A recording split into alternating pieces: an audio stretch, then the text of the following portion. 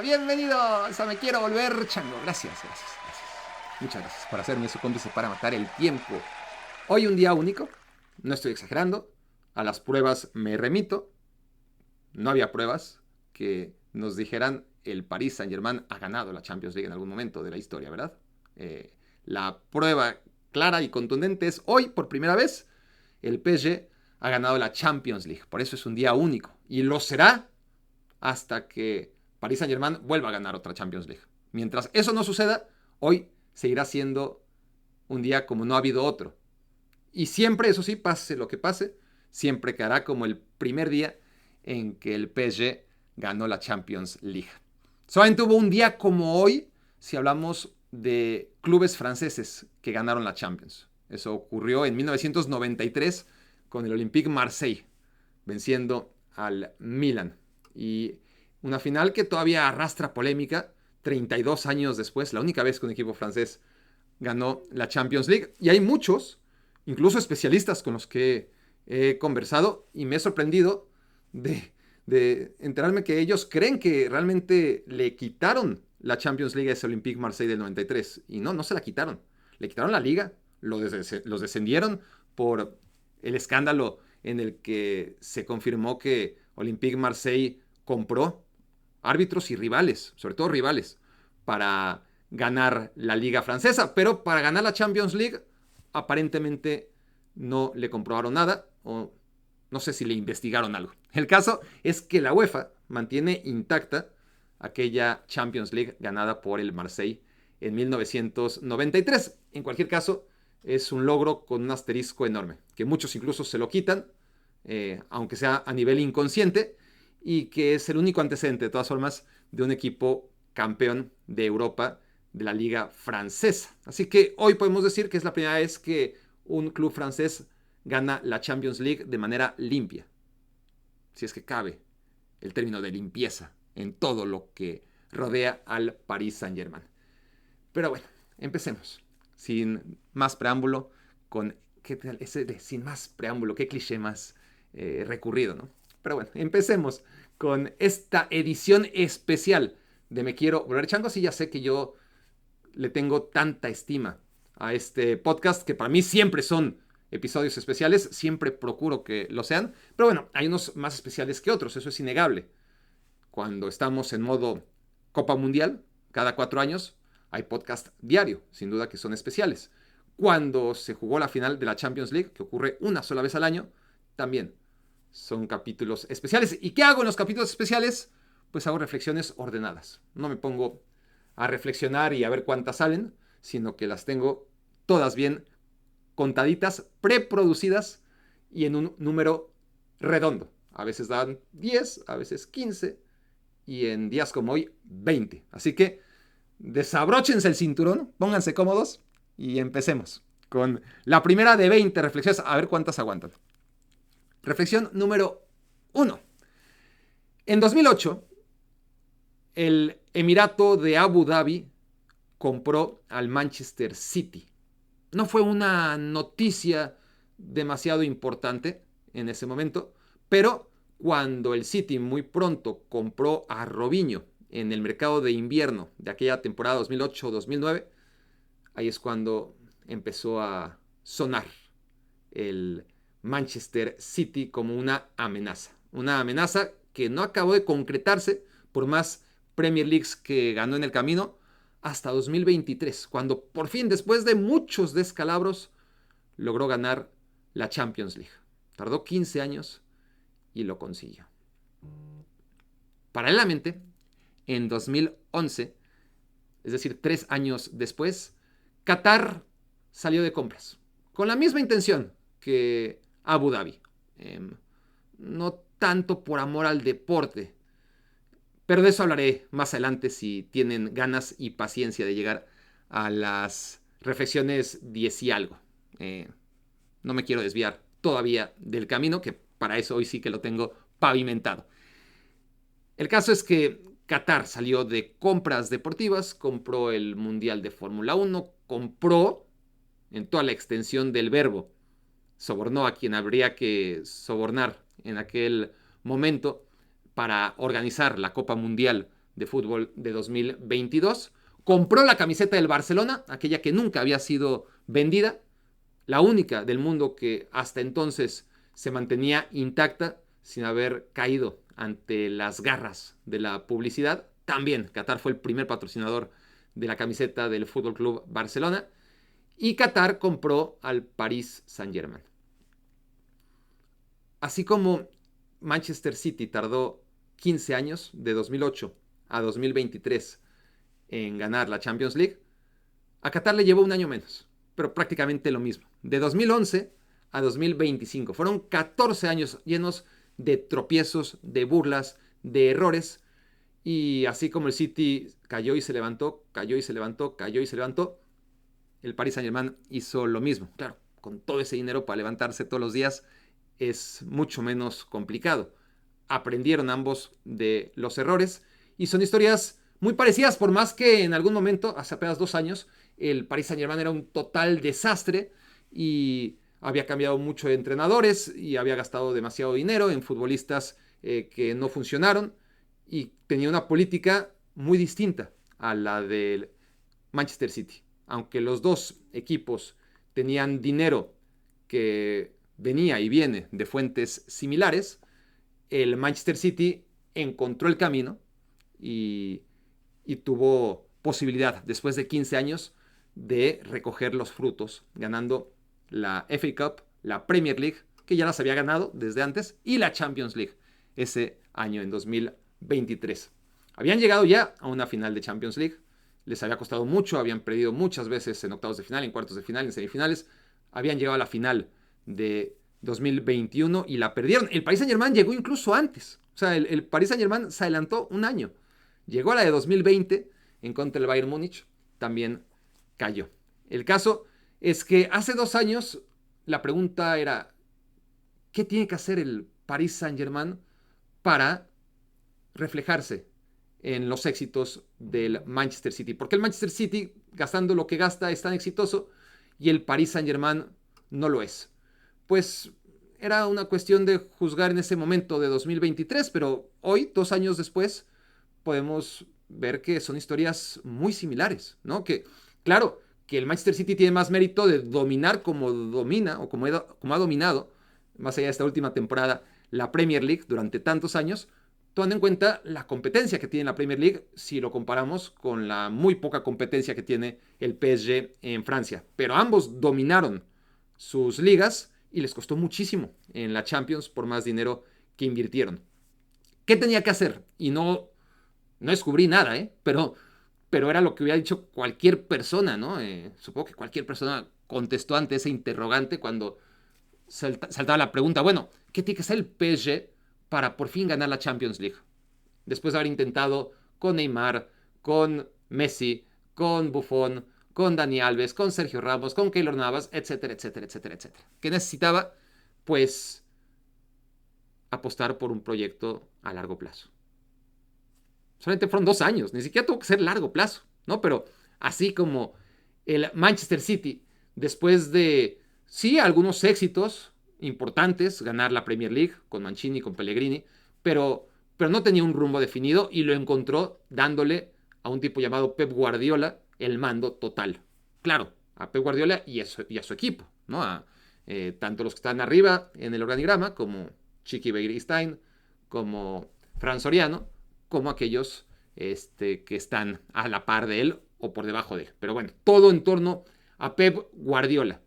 Empezó a girar el Manchester City y los resultados no fueron tan rápidos como el Paris Saint-Germain con Luis Enrique. Pero ahí estaba el camino que tenía que emprender el PSG y lo hizo. Encontró a su Guardiola, encontró a Luis Enrique, le dio a regañadientes o ya como última opción las llaves de, ok, haz lo que consideres que haya que hacer y a ver qué pasa. Y entonces el Paris Saint-Germain apenas al segundo año gana la Champions League, al segundo año de Luis Enrique. Eso me lleva a la reflexión número 2. Y es que, lo siento, pero el Barcelona ha ayudado mucho al éxito primero del Manchester City y después del Paris Saint-Germain. 2 símbolos del Barça, primero como futbolistas, después como entrenadores, los dos responsables de los dos tripletes, los dos tréboles que tiene el Barça, Guardiola en 2009, Luis Enrique en 2015, son los que han conseguido el triplete de 2023 para el Manchester City y el trébol de 2025, Copa, Liga y Champions para el Paris Saint-Germain. ¿Esto es un triunfo o una derrota para el Barcelona? Eso ya cada quien que lo reflexione. Pero está claro que el modelo Barça, la gente del Barça, ha logrado el éxito que consiguieron en el club, exportarlo a lugares donde no lo conocían, donde había mucha inversión, pero esa obsesión que tuvieron durante tantos y tantos años, lustros y hasta un par de décadas, no llegaron a décadas, pero sí lustros, la obsesión del City y de Emiratos Árabes, o del Emirato de Abu Dhabi para ser más concreto, y del Emir de Qatar, pues encontraron en dos figuras del Fútbol Club Barcelona la respuesta a todas sus obsesiones y deseos. Reflexión número 3. Luis Enrique. Luis Enrique, cuando fue eliminado sorpresivamente por el Borussia Dortmund en la Champions League del año pasado, en 2024, declaró. Esas declaraciones que se te quedan por alguna razón, ¿no? Porque declaraciones hay todo el tiempo de entrenadores, pero hay algunas veces que escogen las palabras adecuadas para que se te queden aquí clavadas.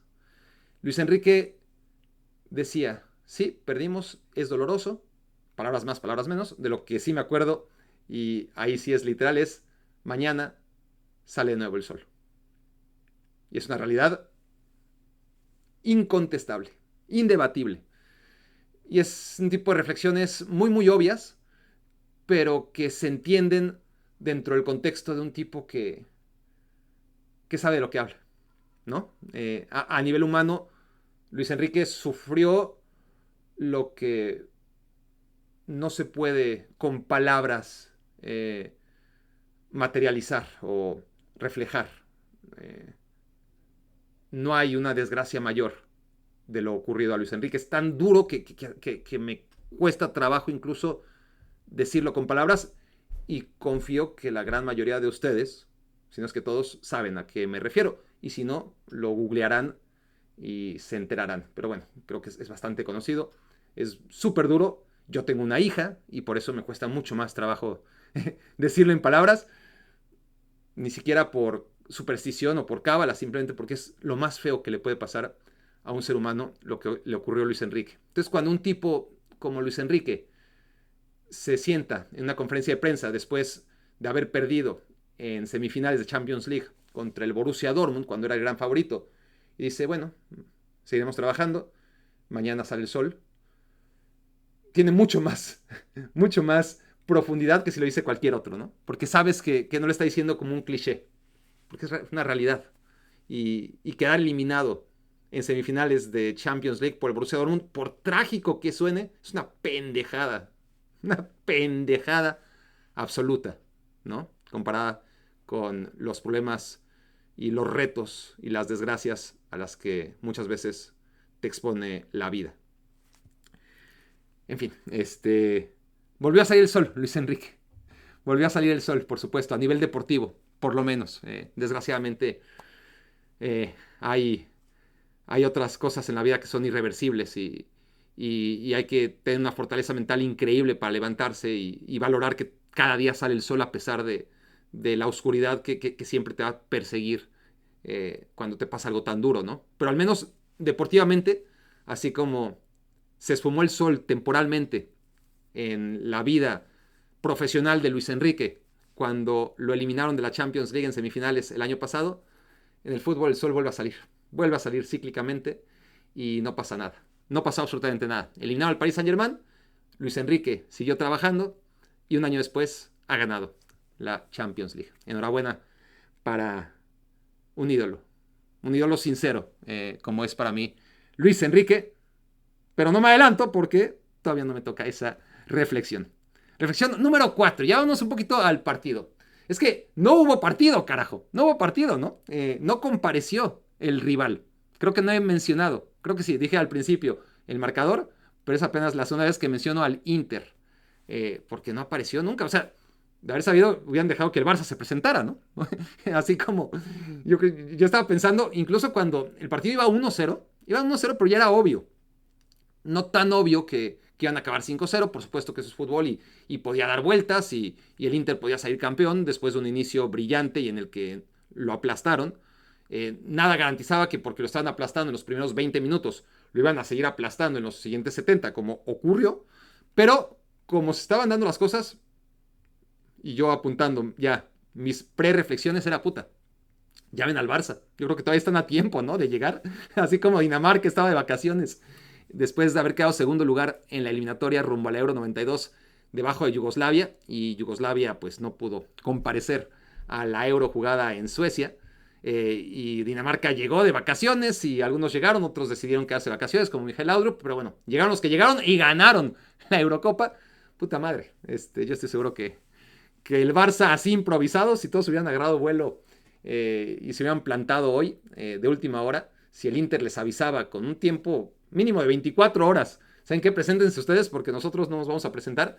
Yo creo que el Barça hubiera hecho, estoy seguro que el Barça hubiera hecho mejor final que el Inter de Milán. Reflexión número 5. Hemos visto la mayor goleada en la historia de las finales de la Champions League. Hacía mucho que no veíamos una gran goleada. Los últimos antecedentes eran 4-1. Me parece que, y quito el me parece, afirmo que el Real Madrid le ganó 4-1 al Atlético de Madrid en 2014, pero es un 4-1 con asterisco porque iban 1-1, ¿no? De hecho, todo el mundo debe recordar que ese 1-1 ocurrió al minuto 93 con gol de Sergio Ramos en Lisboa y que al final en tiempo extra se escoció el Atlético de Madrid y el partido, para efectos oficiales, acabó 4-1. Luego hubo otra goleada, 4-1 del Real Madrid sobre la Juventus. Pero tenemos que irnos mucho más atrás para encontrar 4-0 en finales de Champions League. Barcelona contra el Milan de Fabio Capello en 1994, un Milan que no parecía fuerte, que ya no tenía a Van Basten, ni a Gullit, ni a Rijkaard, y que de todas formas le pasó por encima terriblemente al Barcelona de Johan Cruyff, que era el favorito en aquella final jugada en Atenas. 4-0.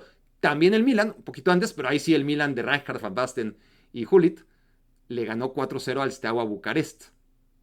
Y el Bayern Múnich le ganó 4-0 al Atlético de Madrid, pero después de haber empatado 0-0. No es que se haya jugado ida y vuelta, sino que en esa época, si empataban, entonces no había tiempo extra, sino que volvían a jugar. Entonces se volvieron a reunir después de empatar 0-0, y ahí sí el Bayern destrozó al Atlético de Madrid 4-0. Y el antecedente de marcador más escandaloso en la historia de las finales de la Champions League ocurrió en la quinta edición, cuando el Real Madrid llegaba como tetracampeón, tras haber ganado las 4 primeras Champions Leagues, y le metió 7 goles al Eintracht Frankfurt. Pero el Eintracht metió 3. Entonces la diferencia es equivalente a un 4-0, ¿no? 7-3. Nunca habíamos visto, bueno, ni nosotros ni nadie, una final de Champions League tan cargada para un equipo. Ya no por las sensaciones de juego, que seguro también, pero por el marcador. 5-0, histórico, sin ninguna duda. Reflexión número 6. No solamente es la goleada, sino que fue una goleada de principio a fin, ¿no?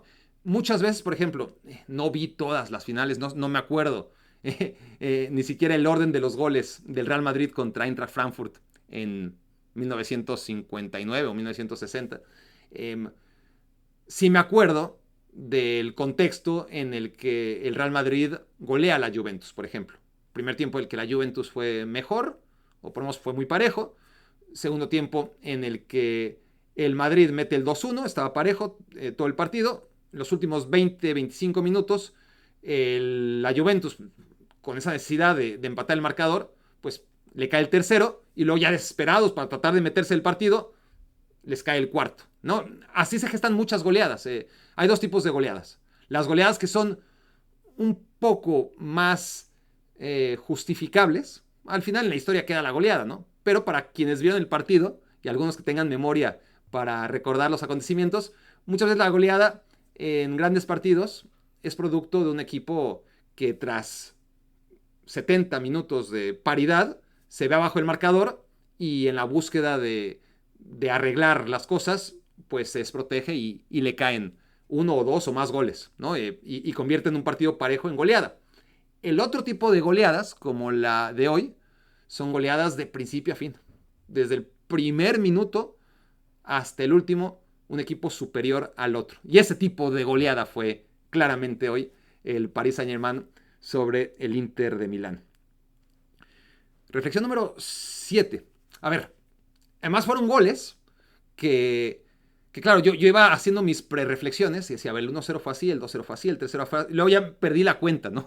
De tantos goles y el 1-0 fue en jugada elaborada, magnífica, ¿no? El pase, si no se acuerdan, el pase de Vitinha entre 5 rivales a lo Andrés Iniesta, a Desiré Doué, y Desiré Doué que se la deja a un Ahraf que llega solo para marcar el 1-0. El segundo gol es una jugada de contragolpe, un saque de banda del Inter y un gran contragolpe que culmina en gol de Desiré Doué.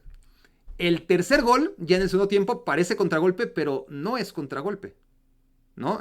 Si ves la repetición, si ves los highlights, dices otra vez es al contragolpe. No fue al contragolpe, fue un Inter que salió a presionar arriba, se desprotegió las espaldas y otra vez Desiré Doué castigó a la lentísima defensa del Inter para el 3-0. Una defensa que quedó muy mal parada y que a veces marcadores como este, increíblemente, quedan más pues retratados, volviendo a utilizar ese término, en jugadas que no acaban en gol, ¿no? Como aquella de Barcolá cuando iban 4-0, que no sé qué le hace a Chervi. A Chervi tampoco, claramente. A Chervi, lo de Boateng quedó corto, ¿no? Comparado con cómo cayó en el área de manera dramática a Chervi y luego Barcolá increíblemente la falló. Pero bueno, fue un dominio absoluto y entonces hasta ahí teníamos goles pues de todo tipo de, a mí me gusta decirle pedifactura, no manufactura, pues porque esto es fútbol, pero tonterías aparte, el Paris Saint-Germain mete ese tercer gol también en una jugada que es de puro juego directo, pero elaborada a la vez, es decir, lo mejor de los dos mundos. Y luego, bueno, ya el cuarto y el quinto, ahí ya perdí la cuenta, ya estaba totalmente descosido el equipo rival. Una jugada en la que aparece Kvicha Kvaratskhelia, que había perdido el balón Nuno Méndez, porque Nuno Méndez siempre, no falla. Hay una jugada por lo menos en la que ponen predicamento a su equipo. Pero aquí Nuno falla. Creo que es Thuram, ya no me acuerdo bien, pero creo que es Thuram el que no hace un buen control para aprovechar ese error. Nuno se recupera, le roba la pelota y a partir de ahí el Inter, que había salido a atacar ante el error de Nuno, pues no se recupera a tiempo, ya ni ganas, ni piernas, ni nada, y cae el 4 de Kvicha Kvaratskhelia y el quinto ya cayó solito, ¿no? Si no era Barcolá en aquella jugada de la que les hablo, iba a ser cuestión de nada más soplarle al balón, como acabó ocurriendo. Cualquiera, literalmente cualquiera lo iba a meter y finalmente es Mayulo, ¿no? Mayulo el que entrando de cambio anota el 5-0 y me recuerda a Jeffren anotando el quinto gol en el histórico Barça 5, Real Madrid 0 en el primer partido de Mourinho en el Camp Nou como entrenador del Real Madrid. Jeffren metió ese quinto gol y no volvimos a saber nada del venezolano. Ojalá no sea el caso de Mayulu, que en cualquier caso ya logró lo que tantos de nosotros y muchos más hubiera soñado, ¿no? Meter un gol en la final de la Champions, pero mucho éxito a la carrera de Mayulu, que bueno, es un chico de 19 años. Claro, cuando dices tiene 19 años y te das cuenta que Desiré Doué, el gran MVP de esta final, también tiene 19 años, pues te das cuenta de cómo han cambiado las cosas en el fútbol. Siempre ha habido futbolistas jóvenes con talento, pero creo que no de esta manera, por todos lados y tan diferenciales, ¿no? Reflexión número 8.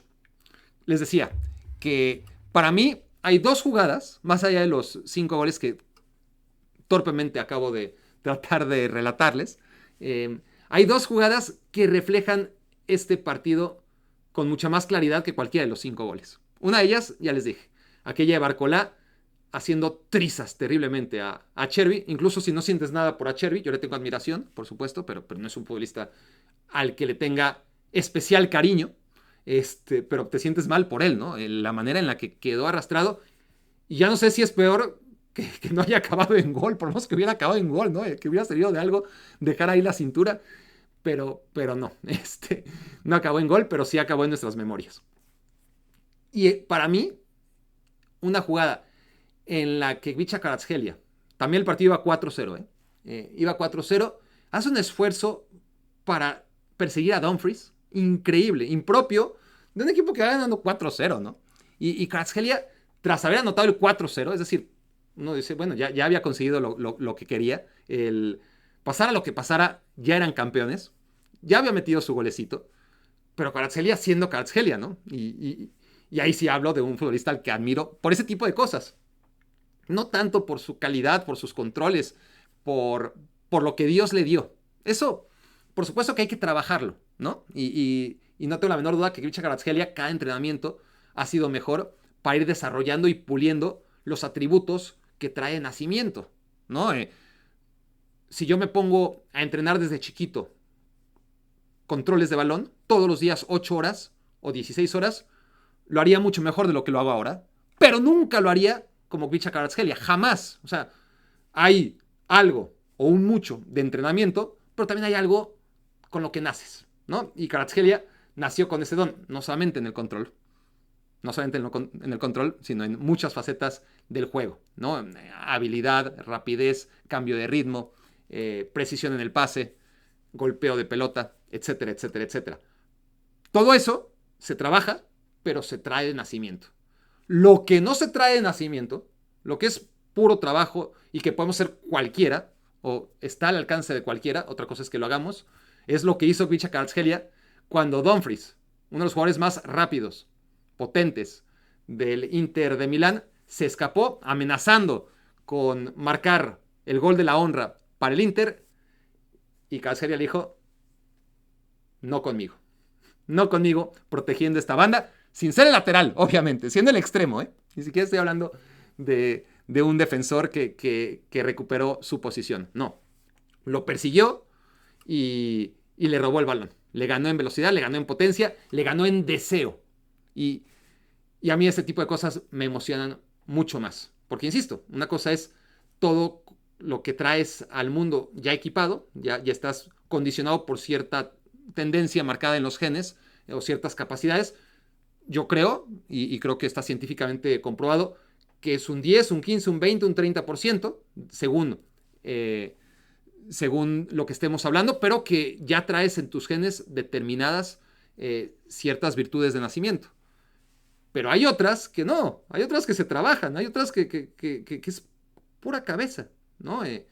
Y claro que eso también muchos hablarán, bueno, eso también lo traes de nacimiento, lo traes o no lo traes, pero está al alcance de todos, ¿no? Y perseguir un balón, como lo hizo Kvicha Kvaratskhelia, más allá que se necesitan pulmones, potencia, velocidad, pero esa tenacidad para mí es la que refleja, no solamente a Kvicha Kvaratskhelia, del que yo me he encargado de abanderar durante mucho tiempo, desde que jugaba en el Napoli como uno de mis jugadores favoritos, pero el Paris Saint-Germain no solamente refleja lo que es Kvaratskhelia, sino lo que es este PSG, ¿no? Pelear cada minuto, cada centímetro, sin importar el momento del partido ni las circunstancias del mismo. Así que sí, me quedo con esas dos jugadas y ninguna acabó en gol, ni siquiera aparecerán quizás en la mayoría de los resúmenes de este 5-0, y por eso es importante ver los partidos, ¿no? Reflexión número 9. Bueno, hablando de esto, también hay que tomar en cuenta que una de las claves del partido, y aquí voy a ir muy rápido, porque se habló mucho de esto y no descubrí nada, pero hoy el Inter sale al campo con una alineación de promedio de edad de 30.7 años. Seguramente es el promedio de edad más alto en la historia de una final de Champions League. Paris Saint-Germain, 25.3 años. Es una diferencia enorme, ¿no? Ya un equipo con promedio de edad de 26 contra un equipo de promedio de edad de 28 ya es diferente. Es decir, obviamente son 2 años de diferencia y se nota. Pero están dentro de la media. Porque un equipo tiene 25 años, está muy por debajo de la media de un equipo profesional, que suelen tener 27, 28 años. Y cuando un equipo tiene casi 31, está muy por encima de la media. Entonces, tenemos al equipo más joven de la élite contra el equipo más veterano de la élite. Y eso no condiciona su éxito, ¿no? Ambos encontraron sus respectivos caminos para llegar hasta la gran final. Pero una vez que se enfrentaron, se notó. Claramente se notó la diferencia en futbolistas como Henrik Mkhitaryan, por ejemplo. 36 años ya. Y se notan. Claramente se notan en una posición como la de Mkhitaryan. Otra cosa es ser defensa central como Acerbi. Otra cosa es ser arquero, centro delantero, donde a veces los años son más virtud que restricción. El caso de Mkhitaryan sí que le dan, es un futbolista enorme, que en ciertos contextos, esos años, le dan la capacidad de tomar mejores decisiones en momentos de los partidos, pero si hablas de una final en la que se necesita mucho más, partidos de alta demanda, Mkhitaryan pues ya no. Es que Mkhitaryan, y aquí me adelanto a una reflexión que tenía pensado un poquito más adelante, pero Mkhitaryan hace 2 años cuando el Inter jugó la final en contra del Manchester City, a los 34 años, pues ya no era titular. Y era natural que Mkhitaryan no fuera titular. Eran Brozovic, Shalanoglu y Varela. Mkhitaryan, naturalmente, a sus 34 años era banca. Hoy, a los 36, con todo el mérito del mundo y siendo un jugadorazo, no está para jugar una final de Champions League. Está claro. Con Mkhitaryan, sin Mkhitaryan, ¿hubieran perdido 5-0? Sí.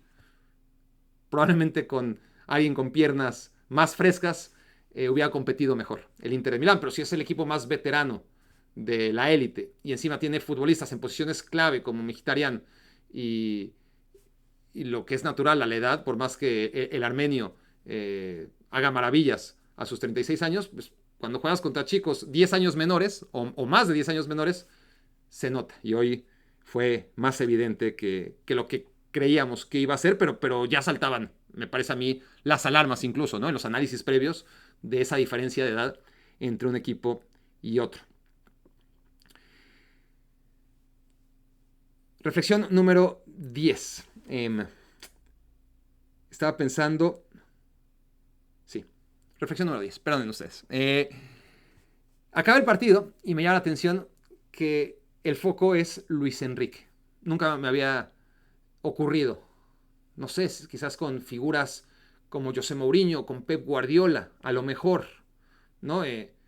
Cuando el entrenador, más allá de su voluntad, en el caso, por lo menos de Luis Enrique, de Mourinho no podría decir lo mismo, y de Pep Guardiola tengo mis dudas, ¿no? En el caso de Luis Enrique, les aseguro que es más allá de su voluntad, acapara los reflectores. Tiene una personalidad, una historia de vida, un peso, un carisma, lo que lleva a las cámaras, y no solamente a las cámaras, sino al switcher y al director de cámaras, sobre todo el switcher solamente cumple la indicación, ¿no? Pero hay un director de cámaras que dice, switchame esta cámara. Y esos directores de cámaras, pues deciden seguir a quien consideran es la persona que más vale la pena seguir después de que han conseguido un objetivo tan importante como ganar la Champions League. Y me llamó la atención que fue un seguimiento casi de contracrónica, ¿no? De seguir todo el tiempo a Luis Enrique desde el silbatazo final. Y creo que es muy merecido. Yo habría hecho lo mismo. Más allá de lo de Ciredue como figura del partido, el partidazo que hace Vitinha, lo de Dembélé, que ni lo he mencionado hoy, pero hace un señor partido, súper maduro, aún sin aparecer en los goles directamente con gol o con asistencia. Hoy, es más, tengo mis dudas porque tuvo preasistencias maravillosas, ¿no? Como la del Taquito, que precedió el 4-0, pero Dembélé sí, la del 2-0, la de Ciredue, la del contragolpe fue asistencia de Dembélé y la de Kvaratskhelia también. Bueno, dos asistencias. Dos asistencias y además una preasistencia magnífica, ¿no? Con el taquito, aquel que fue en el gol de Kvaratskhelia, probablemente. En fin, fueron tantos goles que perdonen ustedes. En cualquier caso, Dembélé fue otra de las grandes figuras del partido y de la temporada, pero no tiene esa personalidad arrolladora que sí tiene Luis Enrique y que al final canalizó que, que la transmisión posterior al pitazo final le siguiera más a él que a cualquiera de los jugadores. A mí Luis Enrique es un jugador que me encantaba. Yo de más joven era muy del Barça, muy, muy, muy, muy, muy del Barça. Estoy hablando sobre todo de los años 1990 y... Sí, en los 90 y muchos a los 2000 y pocos, ¿no? Digamos que del 95 al 2005 tuve mi mayor efervescencia blaugrana. No quiere decir que años antes del 95 no lo fuera y años después del 2005 no siguiera haciéndolo, pero del 95 al 2005 yo tenía esa edad que tienen los fanáticos, ¿no? De los 13 a los 23 años. Entonces, Luis Enrique era mi jugador favorito, siempre. Siempre fue mi... Hasta la llegada de Puyol, que se convirtió en mi número uno, para mí era Luis Enrique. Luis Enrique mi número uno, Guardiola mi número dos, luego llegó Puyol y mi orden histórico de ídolos del Barça pasó a ser Puyol uno, Luis Enrique dos. De todas formas es un muy buen lugar, ¿no? Y Luis Enrique me proyectaba lo que acaba de hablar de Gvicha Kvaratskhelia. No era, era muy bueno, ¿eh? No crean que no. Era muy bueno. No tenía la técnica de Kvaratskhelia, ni mucho menos. Pero era huevos, punto honor. Talento también, pero sobre todo esfuerzo. Me encantaba. Y fue un esfuerzo muy poco recompensado. Sí que gana dos ligas con la llegada de Louis van Gaal en 1998 y 1999, pero luego se come, junto con Puyol, junto al joven Puyol, que eran lo único que valía la pena, lo único que valía la pena de ese equipo. Temporadas desastrosas en 2000, en 2001, en 2002, en 2003, en 2004. 5 temporadas en blanco, 5 nadapletes consecutivos para el Barça y se retira en 2004. Se retira en 2004 y en 2004-2005 es cuando el Barça gana por fin la Liga y al siguiente año gana la Champions y cambia la historia del Barça. Entonces, yo siempre sentí que qué bueno que lo pudo vivir Puyol, porque la primera mitad de la carrera de Puyol y de Xavi y de Iniesta en el Barça estuvo llena de fracasos y vaya que acabó bien la historia de todos. Pero Luis Enrique no tuvo esa posibilidad porque era mayor, ¿no? Luis Enrique se comió todos los malditos fracasos y no pudo disfrutar los éxitos como jugador. Pero vaya que lo ha hecho como entrenador. Vaya que lo ha compensado y por eso me da muchísimo gusto, un especial gusto el caso de Luis Enrique. Esto me lleva a la reflexión número 11, que es la bandera. La bandera de Luis Enrique. Una bandera que apareció al menos de manera virtual. No sé, ya me dirán ustedes si al final clavó una bandera del Paris Saint-Germain en el centro de la cancha. Creo que no. Creo que finalmente no lo hizo. No hubiera sido algo demasiado prefabricado, ¿no? No veo a Luis Enrique haciéndolo, salvo que hubiera ocurrido de manera natural. Lo que sí hizo fue ponerse una camiseta, pedirla expresamente, diseñada, y esa camiseta reflejaba ese momento, el de 2015, 10 años atrás, cuando él y su hija Jana colgaron una bandera que Gerard Piqué había sacado de la tribuna y había ondeado, luego la ondeó Jana y finalmente Luis Enrique para dejar en una imagen imborrable, en una sola imagen, la que acabaron los periódicos al día siguiente, que reflejaba la conquista del Barça en Europa, ¿no? El hombre conquistó la luna en 1966, ¿verdad? El Barça conquistó Europa o volvió a conquistarla a nivel futbolístico en 2015 y esa imagen de Luis Enrique con la gigante bandera del Barça con los colores azulgrana en una mitad y de la señera, la bandera de Cataluña en la otra mitad. También hubo un tifo, una bandera gigante desplegada por los ultras del Paris Saint-Germain, recordando ese momento, cambiando la bandera del Barça por una bandera del Paris Saint-Germain, pero la misma escena de Luis Enrique clavando la bandera del equipo con su hija Jana al lado. ¿Cómo me siento al respecto? Bueno, muchos de ustedes no sabrán de qué chino estoy hablando o por qué estoy hablando de esto. Otros ya saben perfectamente que esa bandera la tengo yo. No sé dónde está. No sé dónde está, pero tiene que estar aquí. No, no, no, no. Vamos, la tenía en mi oficina. Nos mudamos. No se perdió en la mudanza, eso estoy seguro. La tengo en algún lugar. Mi mujer hizo orden en algún momento y la bandera tiene que estar en algún momento. Sigue sin aparecer. Pero, pero 10 años después, si la pregunta es cómo me siento al respecto, si me siento orgulloso de tenerla o culpable, no sé contestar. Es una mezcla de los dos. Hay un meme de Ralph. Este, bueno, el meme es el episodio es el que lo origina, ¿no? Pero bueno, se convirtió en meme de Rafa Gorgori saltando en su hiperactividad y diciendo, estoy contento y enojado a la vez, ¿no? Y así estoy yo. Estoy melancólico, con cierto sentimiento de culpa y a la vez, pues, orgulloso, ¿no? Mientras veía esas escenas decir, ay, güey, yo tengo esa bandera, cabrón. Yo tengo esa bandera, increíblemente. Reflexión número 12. ¿Cuánto tiempo llevamos ya? ¿Siguen aquí? Bueno, todavía faltan bastantes. Reflexión número 12. En 2020, y retomando un poco el tema de Qatar y Emiratos Árabes y cómo el Paris Saint-Germain iba a ganar tarde o temprano la Champions League, tan pronto se pusiera un camino claro, trazado y todo lo que ya hablé en una reflexión hace como 40 minutos. Pero bueno, quería compartirles esto que a veces hago, que es regodearme de mí mismo, y una columna que escribí cuando el Paris Saint-Germain perdió en contra del Bayern Múnich en la final de la pandemia en 2020. No les voy a leer toda la columna, les voy a leer lo último. Esta vez se quedó cerca.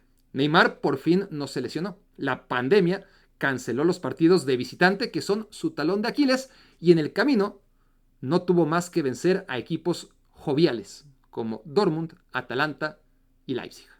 El último club que pudo ganar la final de la Champions al primer intento fue el Borussia Dortmund en 1997. El PSG volverá porque ya ha hecho lo más complicado, llegar. Como el Liverpool de 2019 aprendió de la derrota en la final del año anterior. Me refería yo a 2018 que la perdió en contra del Real Madrid. Como Chelsea se aferró a su oportunidad en 2012 tras dejarle escapar en la final de 2008. Me refería a aquella final del resbalón de John Terry. Como el Bayern regresó tras aquella caída en casa contra el Chelsea y perdió cualquier noción de piedad al prójimo. Eso estaba muy fresco porque acababa de pasar. El PSG volverá y volverá más fuerte porque tiene dinero. Y ahora, experiencia. Cuando tenía tiempo y ganas de escribir, me salían algunas columnas bonitas, he de reconocerlo, y algunas de ellas, ¿cómo se dice? Premonitorias. Claro, no voy a empezar a leer todas las barbaridades que escribí vaticinando cosas que nunca se cumplieron, ¿verdad? Tampoco aquí tiene demasiado mérito. Que Paris Saint-Germain algún día ganará la Champions. El mérito es acordarme que lo dije, ¿no? Porque que iba a pasar, pues era obvio. Pero que 5 años después tenga yo esa memoria tan selectiva y conveniente para decir, yo escribí esto. Me metí y bueno, me pavoneo con ustedes.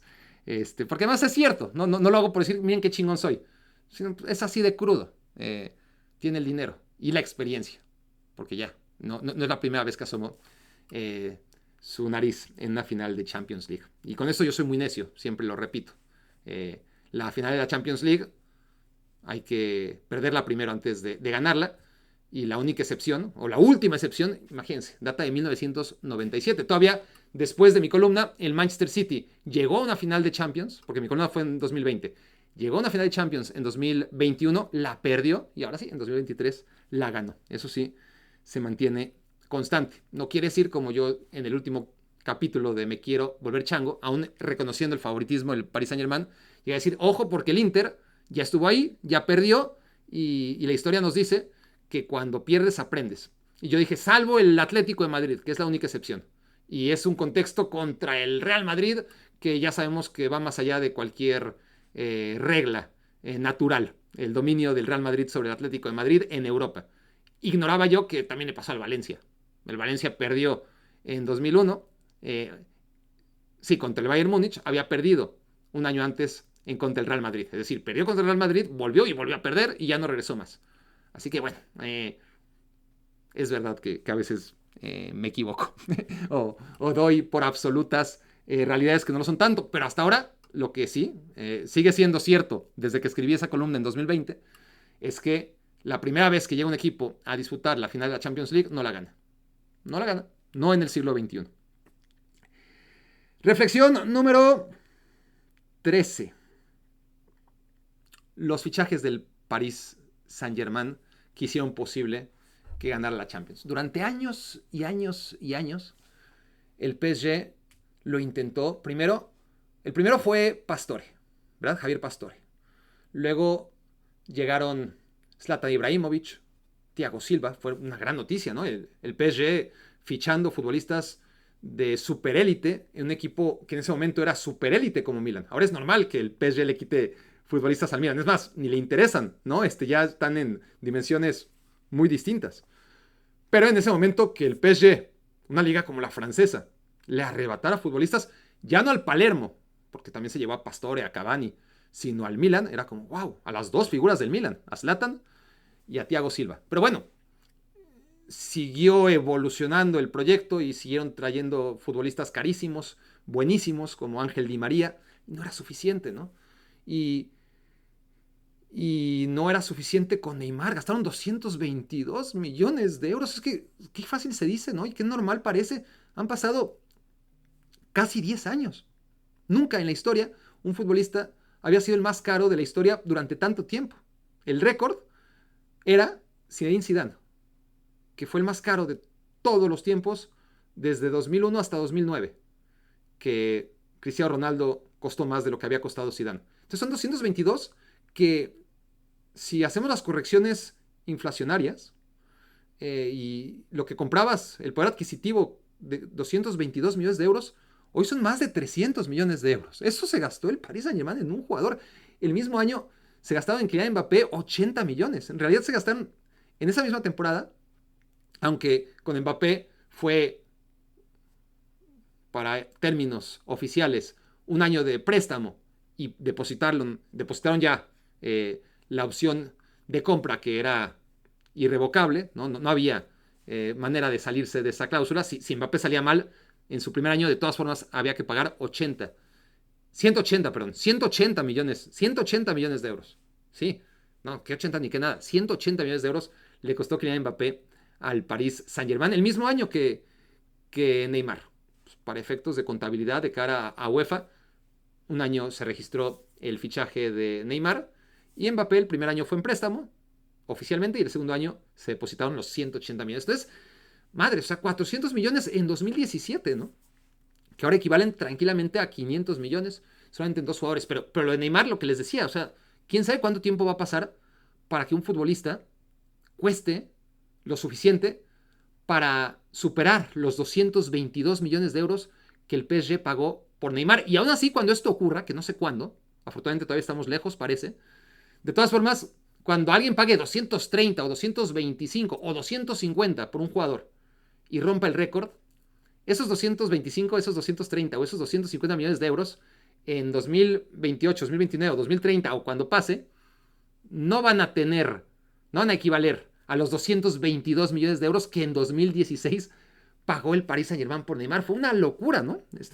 Ya no solamente es ese número que irremediablemente en algún día, en algún momento de la historia se va a romper, sino que lo que yo creo que eso sí no lo vamos a ver, es que cuando hagamos el equivalente de los 222 millones de euros que gastó Paris Saint-Germain en Neymar en el año 2017, cuando lo proyectemos al año del fichaje más caro del mundo en el futuro, yo creo que esos 1.000 millones o esos 1.500 millones de euros o lo que sea, o criptomoneda o con lo que se pague, nunca va a superar, creo yo, el poder adquisitivo de 222 millones de euros en 2017.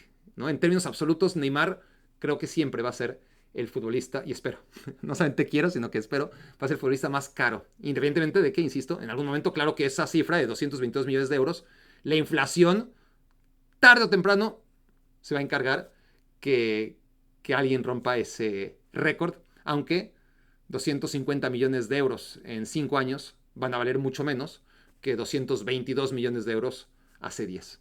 A lo que voy con todo esto es más que darles una clase de economía prebásica, es decir, a ver, el Paris Saint-Germain lo intentó de las maneras más fáciles posibles. Dinero, dinero, dinero, dinero, dinero. Cada vez jugadores más increíble, que nadie pensaba que Neymar iba a llegar al Paris Saint-Germain en serio. Por más que habíamos visto que Di María acabó ahí, por más que habíamos visto que Cavani acabó ahí, por más que habíamos visto que Zlatan y que Thiago Silva habían acabado ahí, etcétera, etcétera. Y no fue suficiente. Entonces dijeron, bueno, lo que necesitamos es alguien que tenga el know-how, ¿no? Que haya ganado la Champions League. Y que aunque ya no sea tan bueno como antes, nos pueda transmitir de qué se trata.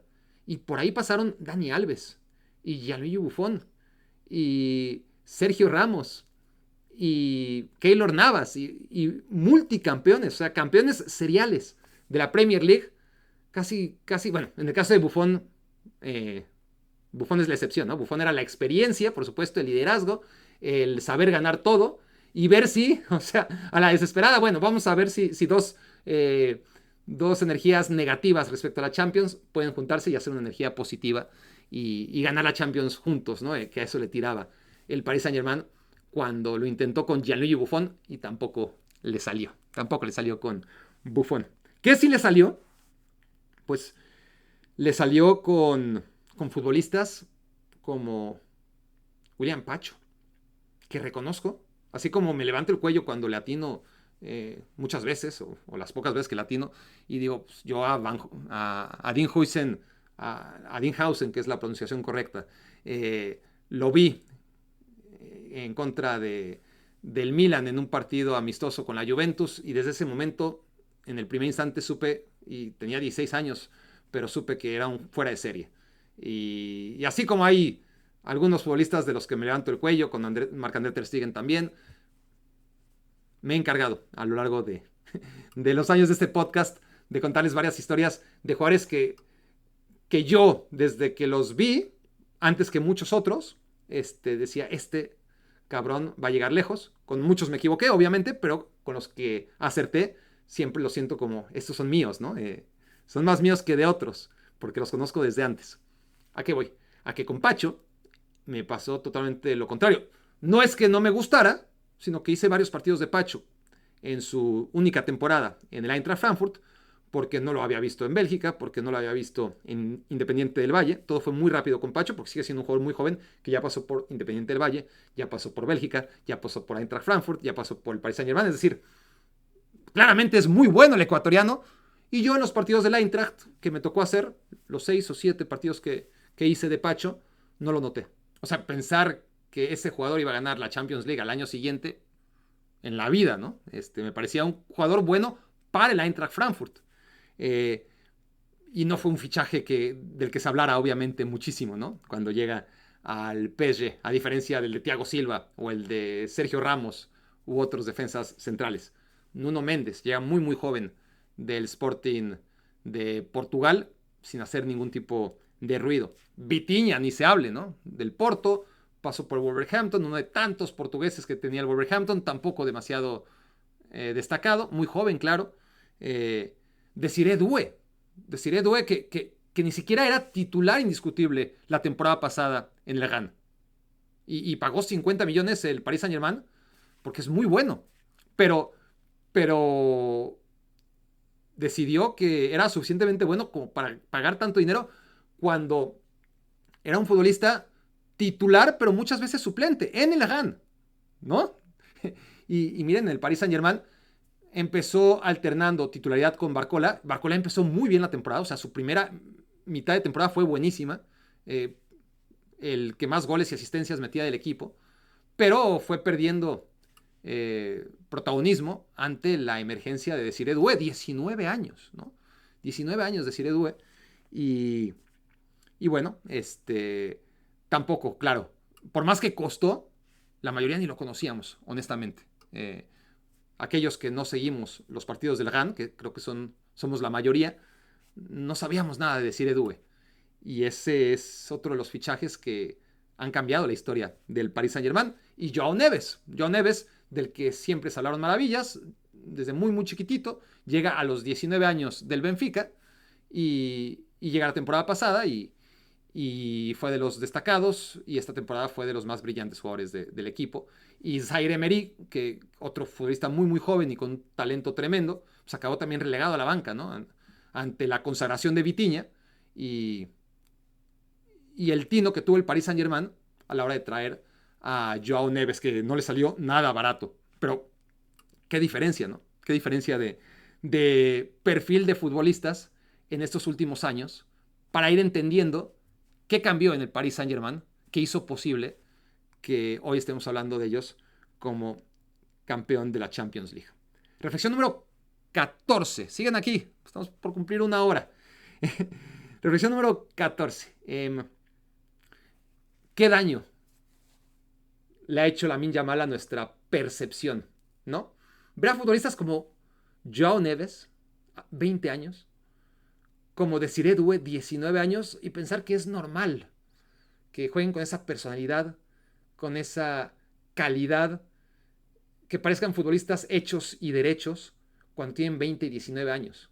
Y claro, es que todo es cuestión de perspectiva. Si Lamine Yamal lo hace a los 17 años, pues más les vale a jugadores de 19 y 20 años hacer lo que hacen Desiree Doué y Joao Neves, ¿no? Eso es lo que aunque sea a nivel inconsciente, tenemos ya alterada la percepción de las cosas por culpa de un mocoso que desde los 16 años hace lo que hace, que ahora de 17 no ha parado de hacerlas y que todavía no cumple 18 y que sigue siendo mucho más joven que futbolistas extremadamente jóvenes. Es decir, en cualquier otro momento, ahora mismo, estaremos diciendo es que cómo es posible, qué le está pasando al mundo al mundo del fútbol, para que Desiree Doué a los 19 años y Joao Neves a los 20 años sean titulares indiscutibles y figuras en un equipo que ganó la Champions League.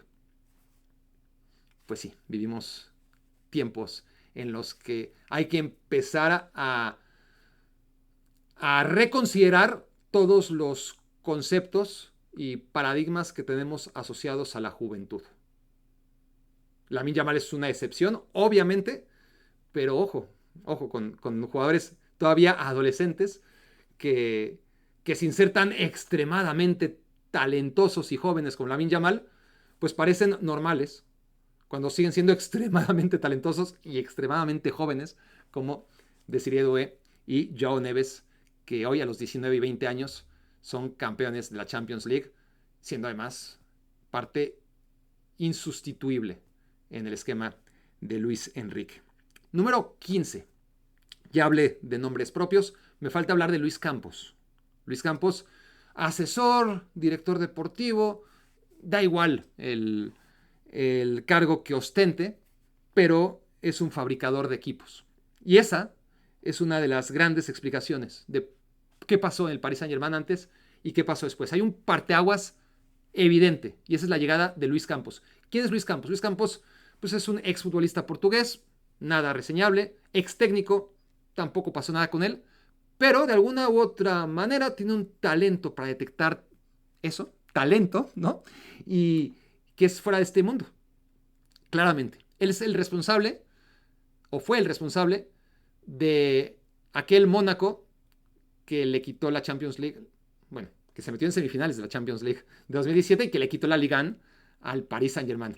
Aquel Mónaco de Bernardo Silva, de Kylian Mbappé, de Radamel Falcao, de Joao Moutinho antes y de James Rodríguez antes, pero también son parte de la gestión de Campos como director deportivo y todos los demás, ¿no? Ese equipo que todo el mundo recuerda, por supuesto, Fabinho y demás, son fichajes de Luis Campos.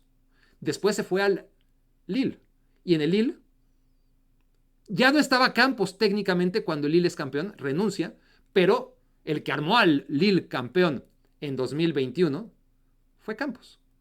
Los, no sé, Osimhen, Rafa Leao, Mike Maignan, etcétera, las grandes figuras del Lille, que fueron además vendidas. Algunas triunfaron, Nicolás Pepe no lo hizo, por ejemplo. Unas se quedaron en el camino como Bamba, otras pues ya son super figuras, como Rafael Leao, como Osimhen, Mike Mañón con sus altas y sus bajas. Bueno, todos también responsabilidad de Luis Campos. Entonces, ese señor que fue el que le quitó los 2 títulos al Paris Saint-Germain para evitar que ganase absolutamente todas las ligas francesas desde 2013 hasta 2025, esos 2 títulos que no pudo ganar fueron obra maestra del que es su director deportivo desde hace 3 años. Dijeron, a ver, lo cual no hacía tanto sentido. A ver, güey, el talento de este cabrón es encontrar talento barato, exponerlo y ponerlo en la vitrina y venderlo carísimo y sacar buenos resultados en el camino, ¿no? Pero no necesitas un tipo de esos cuando tienes tanto dinero, ¿no? Es decir, cuando tienes el dinero del Paris Saint-Germain, pues no necesitas a alguien que te detecte futbolistas no tan caros. Agarra a los futbolistas que ya todo el mundo sabemos que son buenos y te los traes, ¿no? Total, eres el Paris Saint-Germain, pero no. Fue una muy buena idea, como el tiempo nos ha dejado claro.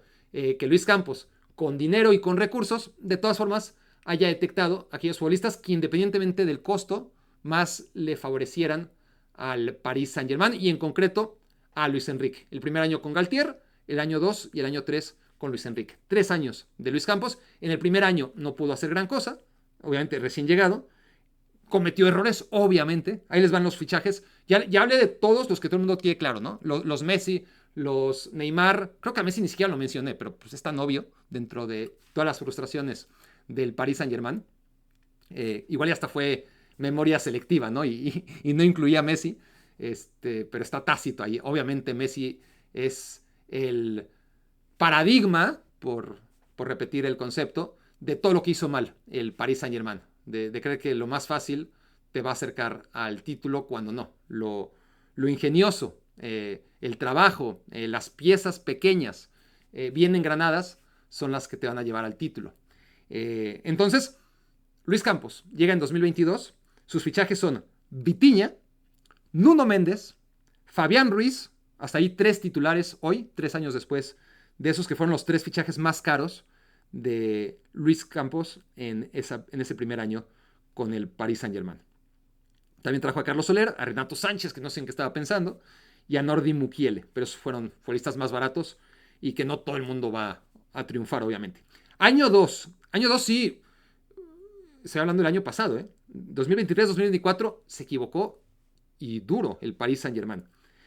Kolo Muani, 95 millones de euros del Eintracht Frankfurt, costó lo que costó Harry Kane el mismo año. Para que se hagan una idea, Kolo Muani, que claramente no funcionó en el PSG. Gonzalo Ramos, suplentísimo de este Paris Saint-Germain, 65 millones. Así que en 2 delanteros que no acabó utilizando Luis Enrique, ni en esa temporada 1, ni mucho menos en esta segunda temporada, se gastó ahí 160 millones el Paris Saint-Germain. Y uno decía en la crítica, puta, pues antes por lo menos gastaban dinero en figuras, ¿no? Ahora se gastan 160 millones en Randal Kolo Muani, en Gonzalo Ramos, que Luis Enrique ni los usa. El tercer fichaje más caro fue Manuel Ugarte del Sporting. 1 año y se fue revendido al Manchester United, más barato, de todas formas 50 millones, pero le perdieron en la transacción porque le habían pagado 60 millones al Sporting.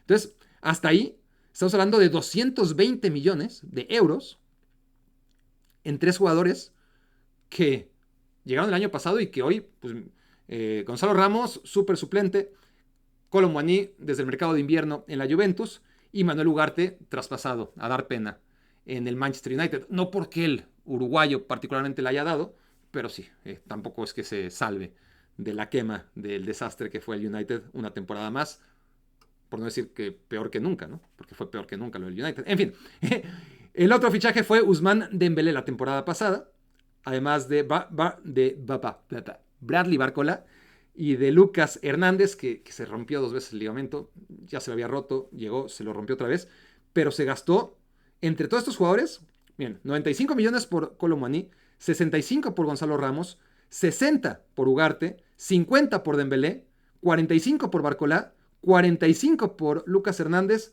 28 y medio por Hugo Ekitike y 22 por Kang In Lee. Estamos hablando de 8 traspasos. La temporada pasada, ninguno de ellos, salvo Dembélé, titular hoy. Muchos ya ni siquiera están. Y entre todos, les hago la cuenta rápido, 410 millones de euros. Entre estas 8 incorporaciones. Pero bueno, de todas formas, no pasó nada. Recompusieron el rumbo y este año, a mitad de temporada, Vicha Kvaratskhelia, 70 millones. Joao Neves, que ya había llegado, por el que pagaron 60 millones. O mucho me equivoco, Joao Neves, porque supongo que llegó a préstamo la temporada anterior y esta temporada es cuando depositaron, ¿no?, los 60 millones. Más 50 millones por Desiré Doué, más 40 millones por William Pacho, más 20 millones por el portero suplente Matvei Safonov.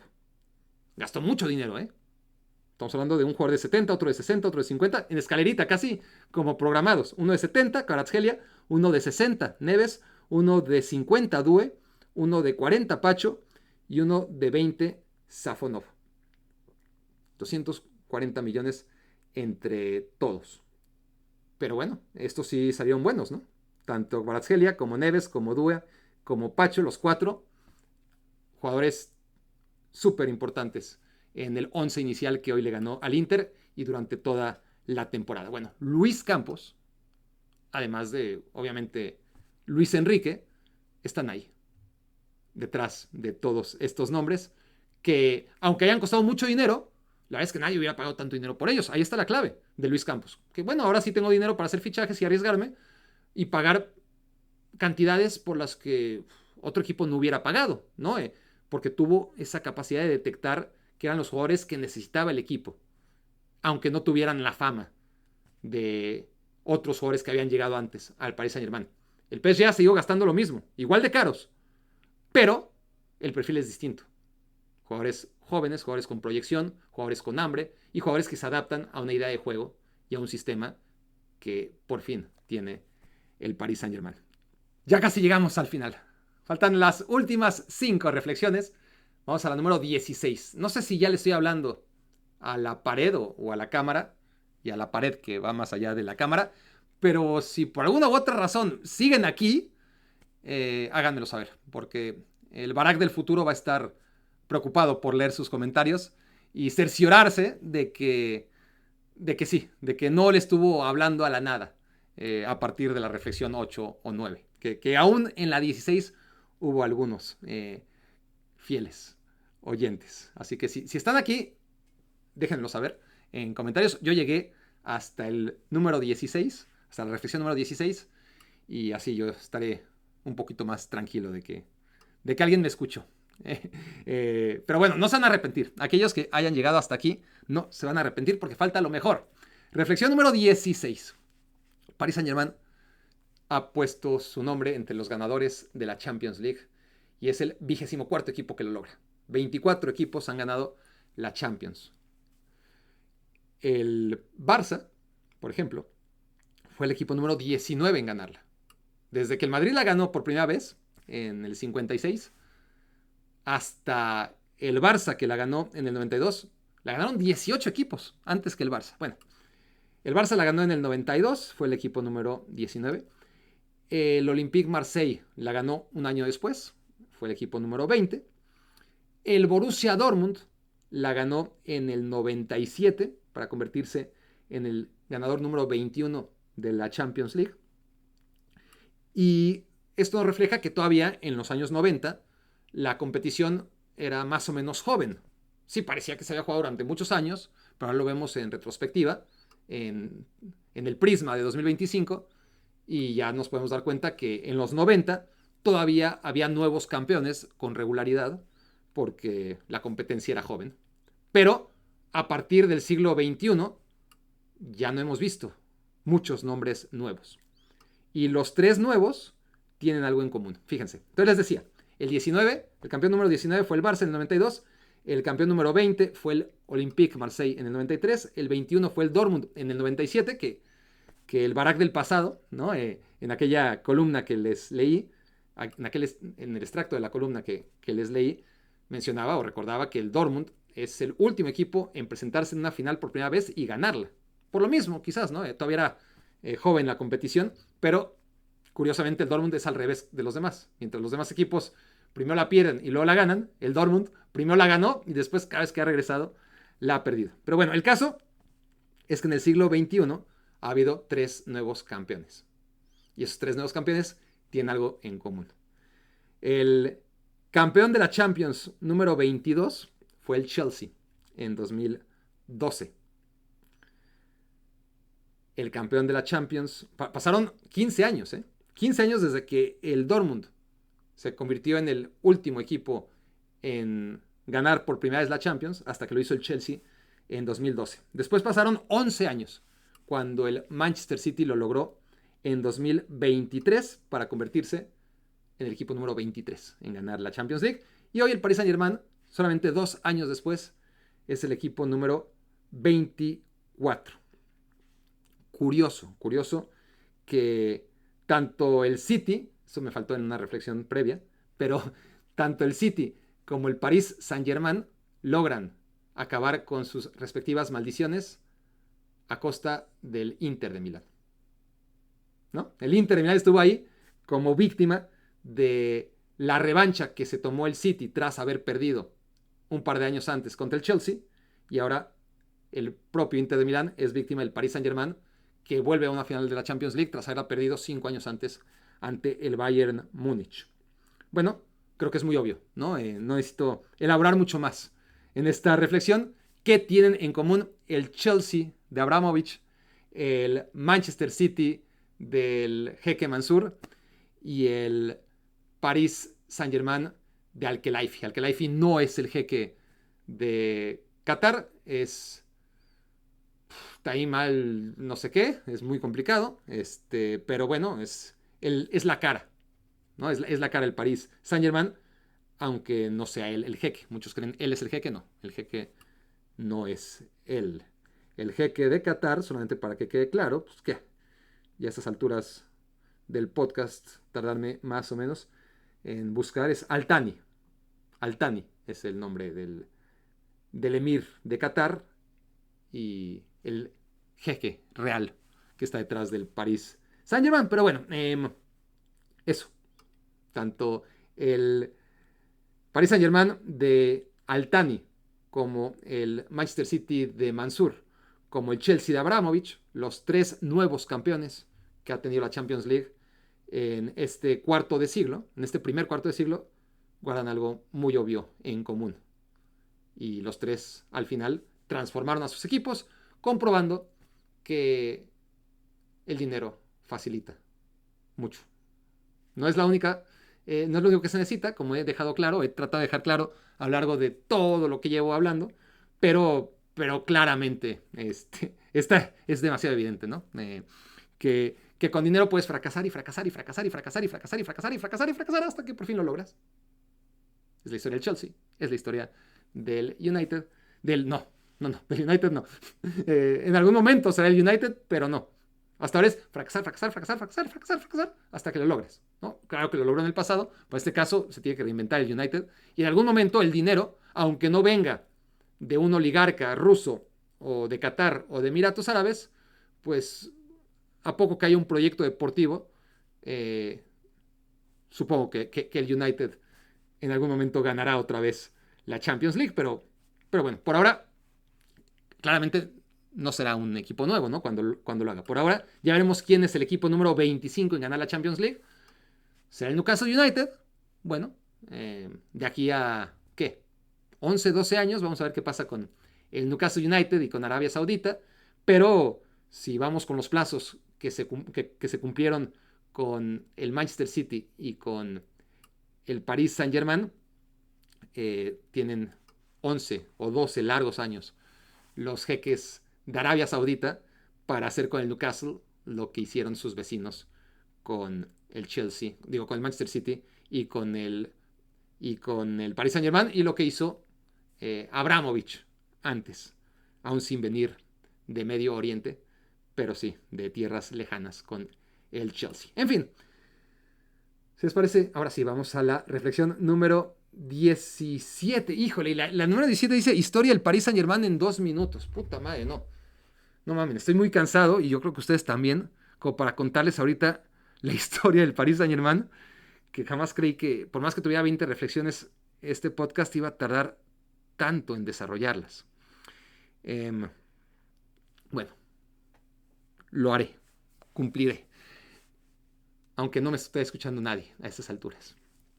Reflexión número 17. El Paris Saint-Germain es un equipo que surge en 1970. 1970, producto de la fusión de dos equipos pequeños. El París Fútbol Club, recién fundado también, tampoco es que hubiera estado en París desde siempre, ¿no? Un París Fútbol Club que llevaba un año de fundación, que es el mismo París Fútbol Club que ahora acaba de ascender a la Liga 1, pero bueno, ya hablaré de eso, espero. Pero a lo que voy es un equipo que se llamaba Saint-Germain, o Stade Saint-Germain, y ese sí era tradicional, llevaba muchos años, era un equipo chiquito, pero con muchos años. Se fusiona con el recién fundado París, hacen el Paris Saint-Germain. Un par de años después, el París dice, ¿sabes qué? No me gusta esto, y se separa. Técnicamente, lo que conocemos como Paris Saint-Germain es el Saint-Germain, es el Stade Saint-Germain de toda la vida, que se unió con un equipo que se llama París, le heredó el nombre y ya se lo quedó. Pero el París se quedó al final con el nombre del París, a pesar de que se fusionó con el Stade Saint-Germain. Y el París, al separarse tras 2 años de esa fusión, siguió su vida en segunda división casi siempre, mientras que el Paris Saint-Germain, pues por lo menos logró acuñar el término París, que no tenía antes. Antes era nada más el Saint-Germain, y a partir de esa fusión que se frustró, ya se quedó con el nombre Paris Saint-Germain, aunque no como ellos quisieran con el nombre París. París es un equipo que acaba de ascender a la Liga 1 y que también tiene una Torre Eiffel en su escudo. Bueno, Paris Saint-Germain es un equipo al que se le invirtió. Santiago Bernabéu estuvo muy implicado en la fundación de este equipo, la necesidad de que París tuviera un equipo, porque París es una ciudad extraña, en términos deportivos, pues demasiado distintos al resto, pomposos. Tienen otro tipo de inquietudes, ¿no? A los de antaño les gustaban más las carreras de caballo, a los modernos les gusta más el rugby, pero el fútbol en general, el fútbol es como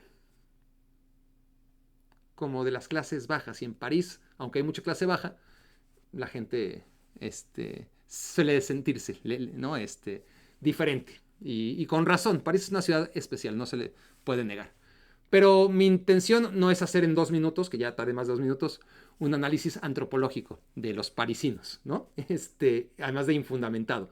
Lo que sí les puedo decir es que si en París el fútbol nunca, por algo, París siendo una ciudad tan grande, la capital de Europa en muchos sentidos, pues nunca tuvo más que equipos jodidos de suburbios, ¿no? Donde realmente había gente jodida, pero pues el Red Star, que era el equipo, y sigue siendo el equipo antifascista, el de la resistencia, el Racing París, que tuvo sus años de gloria a nivel local, pero luego tuvo su decadencia. Y en fin, decían en 1970, eso no puede seguir así, París necesita un equipo digno de la ciudad. Y es cuando se fusionan el recién establecido París FC y el Stade Saint-Germain. Bueno, el equipo empieza a competir, asciende, lo hace más o menos bien, pero nada del otro mundo. Gana en total solamente 2 ligas. Solamente de 1970 hasta 2012, que llega el jeque de Qatar, ganaron 2 ligas, unas cuantas copas, una recopa, que era una competencia que jugaban los ganadores de copa de cada país. El Paris Saint-Germain ganó la copa, jugó la recopa y ganó la Copa de Campeones de Copa. Y nada más.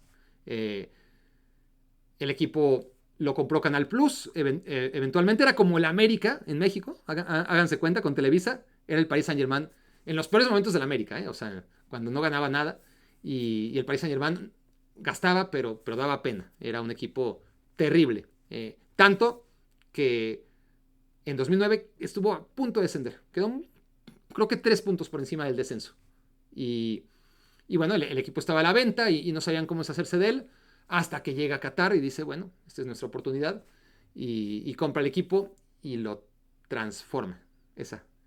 En resumen, esa era la historia que quería contarles del Paris Saint-Germain para darles cierto contexto del equipo que hoy, 55 años después de su fundación, es campeón de Europa. Reflexión número 18. Llevo, ¿qué? Parloteando 1 hora y media y apenas le he dedicado tiempo al Inter, pero ya ni tiempo, ni ganas, ni falta que hace, ¿no? Lo que sí no estoy de acuerdo es con esa percepción que escuché en la transmisión de que el Inter estaba siendo irreconocible, que había dejado de hacer lo que venía haciendo antes, y no es cierto. Simplemente hoy sí el Paris Saint-Germain no le dejó hacer nada, no le dio las concesiones que sí le dio el Barcelona. El Barcelona le hizo mucho daño, pero también le abrió la puerta. El Paris Saint-Germain hizo lo uno sin hacer lo otro. Pero en la Serie ¿a qué rivales se enfrentó el Inter? Y aún así se le complicaron muchísimo. El Inter, que debió haber arrollado en la Serie A, porque es mucho mejor equipo que el resto, acabó perdiéndola. Y una segunda vuelta paupérrima, venía flaqueando. Un Inter que estaba a mitad de temporada preparado o apuntado para tratar de competir en los tres frentes, que en algún momento parecía que podía ganar los tres, aunque honestamente no era viable, pero ahí estaba vivo en Copa, en Serie A y en Champions League, pero que acaba sin ganar nada. Y es natural, porque el equipo venía perdiendo potencia partido a partido, semana a semana, mes a mes, y no fue algo nuevo, lo doy si ya fue paupérrimo, producto de un equipo que los aplastó y que realmente es muy bueno como el Paris Saint-Germain, pero no quiere decir que hoy el Inter haya sido peor que nunca. Se vio peor que nunca, pero ya venía avisando, ya venía siendo un equipo muy frágil en general. Por ejemplo, el Napoli en 2023 es campeón de la Serie A y el Inter llega a la final de la Champions League. Son dos muy buenos equipos. En 2025, 2 años después, se repite la historia. El Napoli gana la Serie A, el Inter se mete a la final de la Champions, pero ya no son tan buenos equipos. Es muy loable lo de ambos, sobre todo el Napoli, porque perdió a todos sus jugadores trascendentales y no trajo a gran cosa en su lugar.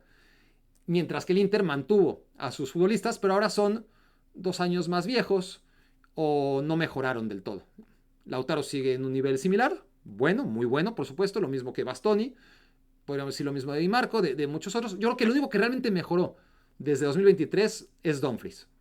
Los demás se envejecieron o se mantuvieron en el nivel o bajaron su nivel. Pero claramente el fútbol pues, a veces te premia a peores equipos y condena a equipos que son mejores. El Inter en 2024 me pareció el mejor de estos tres Interes, ¿no? El Inter 2023 que juega la final de la Champions y que es mejor que el Manchester City, pero la pierde. El Inter que no llega a la final, que pierde contra el Atlético de Madrid en penales con el resbalón de Lautaro Martínez, me parecía el mejor de todos y ahí se queda. Y este Inter claramente es el peor de los tres, pero por los contextos de los partidos y el Bayern Múnich, aunque no fue del todo dominante, lo superó y avanzó y al equipo neerlandés le gana en octavos de final y bueno, en semifinales se encuentra con este partido, esa eliminatoria del siglo extraordinaria, muy divertida pero caótica, donde el Inter demostró ser muy vulnerable y donde el Barça, como dije, pues le abre la puerta, no solamente ataca, que el Barça hizo ver muy mal al Inter como casi tanto como el Paris Saint-Germain al Inter, no tanto, pero casi, ¿no? Con los 6 goles que le mete en los 2 partidos. Pero también le permitió al Inter hacer cosas, algo que el Paris Saint-Germain no le dejó al Inter de Milán. Eso no quiere decir que este Inter no fuera dando aviso de que venía en decadencia, de que aspiraba, por lo menos en el papel, porque estaba vivo, a ganar la Copa, la Liga y la Champions, y se quedó sin ganar nada porque se fue erosionando partido a partido, sobre todo en lo que llevamos de 2025. Tuvo partidos nefastos en Copa y en Liga y hoy en la Champions League, pero hoy sí se encuentra con un equipo que acaba de castigarlo de la manera en la que no pudieron castigarlo del todo otros equipos inferiores, porque de todas formas le quitaron puntos en la Serie A, que le quitaron el título a un equipo que debió ganarla. Pero es que es así como el Inter. En 2024 era buenísimo, a mí me encantaba, mucho más que este, y se quedó muy lejos de la final, pues este llegó a la final. El Napoli de Sarri, que no era tan bueno como el de Spalletti, pero era buenísimo, pues coincidió con una Juventus que era intratable y, y siendo mucho mejor el Napoli de Sarri que el Napoli de Conte, pues al final en la historia el Napoli de Conte ganó el Scudetto y el Napoli de Sarri no. Así es el fútbol, ¿no? Entonces aquí todos los Interes de los que estoy hablando han sido de Inzaghi, pero este Inter ha sido el peor, a pesar de meterse a la final. Y no me sorprende tanto si el resultado, sí que no haya metido ni las manos, pero, pero el que se haya sorprendido de que este Inter fuera tan vulnerable, pues es que no estuvo siguiendo al Inter a lo largo de la temporada, ¿no? Necesitaba un equipo que lo despedazara como no lo despedazaron otros, quizás, pero, pero en realidad ya venía dando muestras de debilidad y no había sido un gran equipo, así que no coincido con aquellos que dicen, no, es que hoy el Inter dejó de hacer cosas que había dejado de hacer, pues sí, no se lo permitieron, no es que el Inter está irreconocible, pues no, yo lo vi bastante acorde a la imagen que me ha dado en tantos partidos a lo largo de la temporada. Claro que cuando juegas una final de la Champions espera siempre mucho más. Y hoy el Inter no aportó absolutamente nada de lo que uno puede esperar en una final de Champions. Reflexión número 19. El nuevo formato. Ya no voy a hablar de esto. Perdón, pero tenía planeado hablar un poco del nuevo formato, pero al fin se habló mucho y ahora nadie se acuerda, ¿no? Lo que anticipábamos o lo que yo anticipaba, sí, en este momento se habla porque pues, es de lo que hay que hablar, pero al final de cuentas pues, se van a jugar los octavos de final, los cuartos de final, las semifinales y nadie se va a acordar de que esa es una nueva Champions porque es la misma Champions de siempre.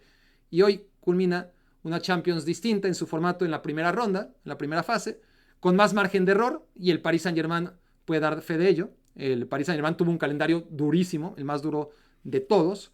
En la primera fase le tocó jugar y perder contra el Arsenal, contra el Bayern Múnich, contra el Atlético de Madrid. Perdió esos 3 partidos, empató con el PSV y de todas formas, a pesar de perder esos 11 puntos, tuvo margen de error suficiente para avanzar. Pero no es que en otro formato no hubiera avanzado, simplemente hubiera tenido menor margen de error y se hubiera puesto solamente las pilas antes. Lo mismo que pasó con el Real Madrid y con el Manchester City y con todos los que acaban clasificando a pesar de estar contra las cuerdas. Hay un partido Paris Saint-Germain contra Manchester City que parece que el que pierda queda fuera.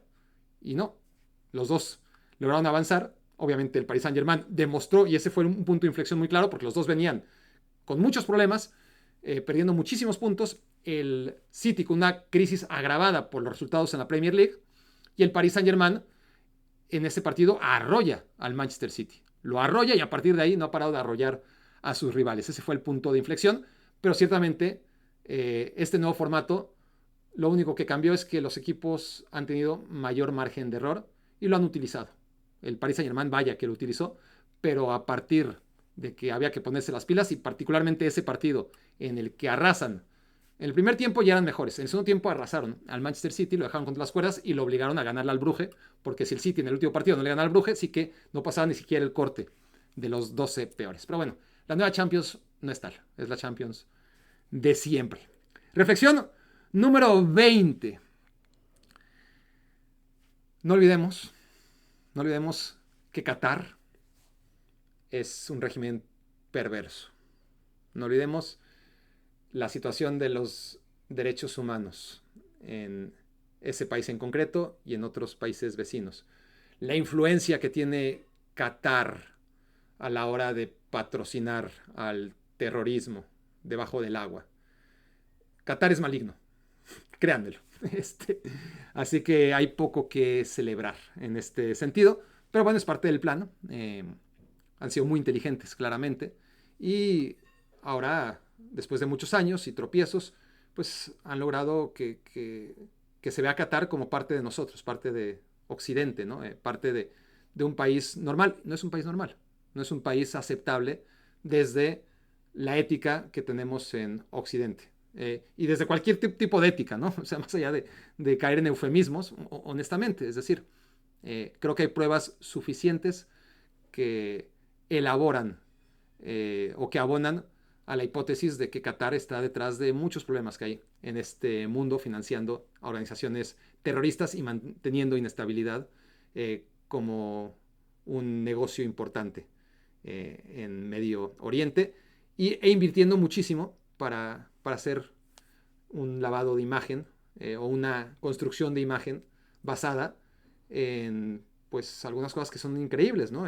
Universidades, un equipo de fútbol como este, etcétera, etcétera, academias que tienen un fin oscuro, perverso y que no conviene perder de vista. Lo increíble del fútbol es que necesita que converjan las dos cosas, porque la historia del Paris Saint-Germain es una historia 100% plástica, la historia de un éxito patrocinado por los intereses de un Estado interesado en limpiar su imagen o incluso ni siquiera limpiarla, sino construirla de cara al mundo occidental y más allá de Occidente también, ¿no? Y ese tipo de éxitos cumplen el objetivo. Tuvieron un mundial fantástico a pesar de todo y a pesar de toda la reticencia que había acerca de que se organizara ahí.